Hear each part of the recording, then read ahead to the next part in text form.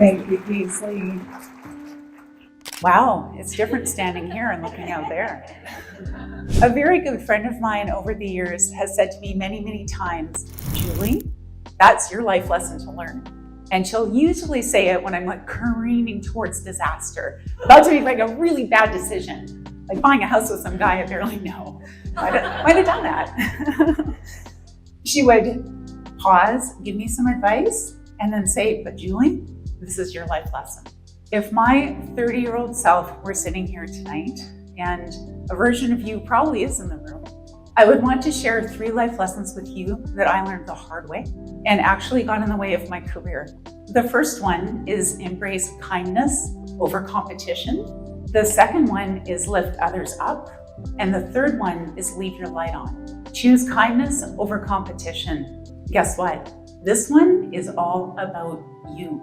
This one is about the voices in your head that show up and tell you you're not good enough, you're not thin enough, you're not smart enough, you're not successful enough, you haven't been as successful as fill in the blank. And those, my other friend Shauna, she calls them the mean girls when they show up.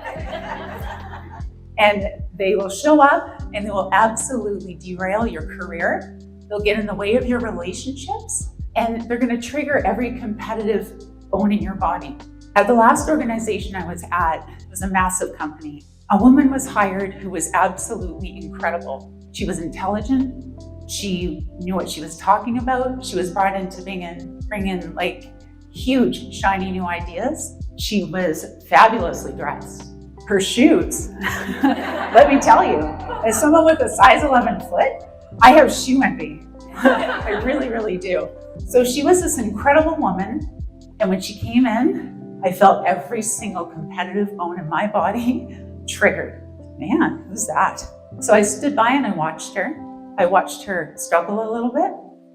And then one night I was walking out, it was late. We were the only 2 on the floor. I walked by her office and I saw her crying in there. And I paused and I chose kindness over competition in that moment.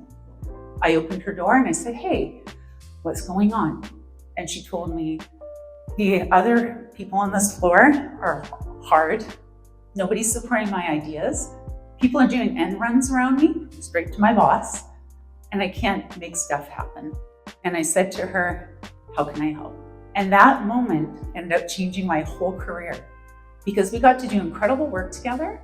I learned from her. And when she left the organization, not that long after, she said to my boss, Julie is the only person who can do this job. So I got promoted into that role. So choosing kindness over competition is absolutely the right move each and every time. Lesson number 2, lift others up. And guess what? You can't do this if your mean girls are driving your bus. Because they're absolutely going to want to derail everybody.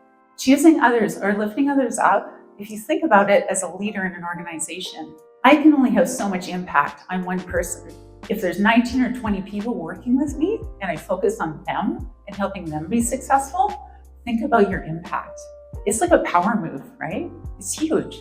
I had a woman leader teach me this when I was really young in my career, and I'm incredibly lucky. She talked about me when I wasn't in the room.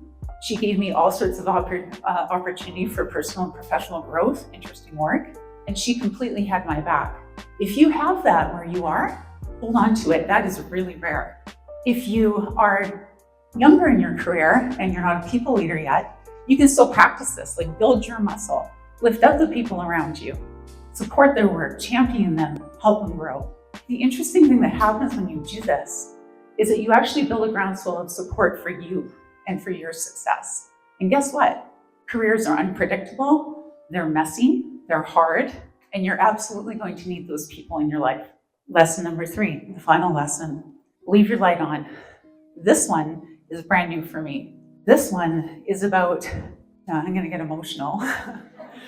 It's about putting yourself out there in the world so that other people can see you because you've got something powerful and important to say. Sean Mahoney, he's the CEO of our company, a very, very dear friend. This is his phrase. And he uses it to explain what leaving the porch light on in the middle of the night is kind of like, right? Like there's people out there in the dark looking for hope. Leave your light on so they know where to find you. I learned this one, and I'm still trying to embody this in my life. When I lost my job at that company I was talking about, it was horrifically difficult for me. My whole identity was tied up in my career, and it took months and months and months to get over it. But when I started with Spare Parts and Gasoline, I also started sharing my experiences about my transition story on LinkedIn. And an incredible thing started to happen. People reached out to me, people from all over the world who've had similar experiences or they were looking for hope or connection. That was super cool. It was also overwhelming. It was very emotionally taxing, but I took every single conversation. When Sean and I talked about it, we realized that there's only so much one person can do when you leave your light on. But what if? What if we built a platform to bring other people together so they could all shine and connect others with hope?